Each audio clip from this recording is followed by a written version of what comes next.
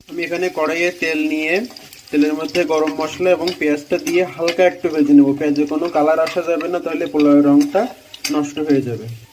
এ পর্যায়ে আমি দিয়ে দিচ্ছি ধুয়ে রাখা চালটা। আমি চালটা ধুয়ে 20 মিনিট ভিজিয়ে রাখছিলাম, ভিজিয়ে রেখে এখন পানিটা ঝরিয়ে নিলাম। এবার এটা মিডিয়াম হিটে আমি ভেজে নেব।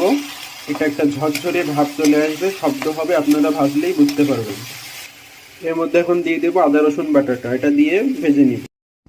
এবার এখানে আমি দিয়ে দিচ্ছি গুঁড়া দুধ। আপনারা এখানে লিকুইড দুধও ব্যবহার করতে পারেন, দেখা যাচ্ছে পানির পরিবর্তে। আমি এখানে আমার ইচ্ছা মতো দিয়ে দিলাম কয়েক চামচ। আমি এর মধ্যে স্বাদ মতো লবণও দিয়ে দিয়েছি। এবার এটা একবারে পানিটা যাতে গায়ে গায়ে চলে আসে সেই পর্যন্ত অপেক্ষা করবো ঢাকনা দিয়ে। পানিটা চাউলের গায়ে গায়ে চলে আসছে, এ পর্যায়ে আমি দিয়ে দেবো সেই কিশমিশ, গাজর, কাঁচামরিচ আর বাদামটা। আমি চালটা সমান করে দিয়ে দিলাম দমে। এবার দিয়ে দিচ্ছি কয়েক ফোঁটা কেওড়া জল।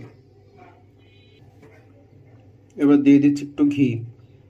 আমি পোলাওয়ের মধ্যে ঘি আর কেওড়া জল দিয়ে 10 মিনিটের জন্য দমে রাখছিলাম। কড়ার নিচে একটা তাওয়া দিয়ে দিয়েছি আর চুলার জালটা একবারে লো করে দিয়েছিলাম। এবার আমার চালটা ফুটে একবারে পারফেক্টলি কুক হয়ে গেছে। এই তো এখন দিয়ে দেবো হচ্ছে পেঁয়াজ বেরেস্তা। দিয়ে দিলাম পেঁয়াজ বেরেস্তা। এবার 2 মিনিটের জন্য ঢেকে রেখে চুলার জালটা বন্ধ করে দিব।